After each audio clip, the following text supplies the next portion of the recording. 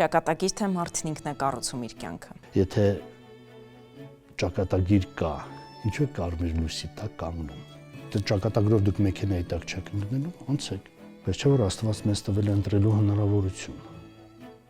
Շատ հեշտ է ասել դա ճակատագիր էր եւ ամեն ինչ գցել Աստծո վրա, ասել որ նախորդ որոշված էր, ես մեղք չունեմ։ Ճակատագիր գոյություն չունի։ Ինչ չեք կարող ներել մարդկային հարաբերություններում։ Մարդկային հարաբերություններում ես դավաճանությունը չեմ կարող ներել։ Ստել սիտուացիան փրկելու համար, իրավիճակը փրկելու համար, փորձելով հանդարտեցնել, կարող եմ ստել։ Սուտը դավաճանություն չեք համարում։ Եթե սուտը փրկում է իրավիճակ, փրկում է մարդկանց կյանքեր,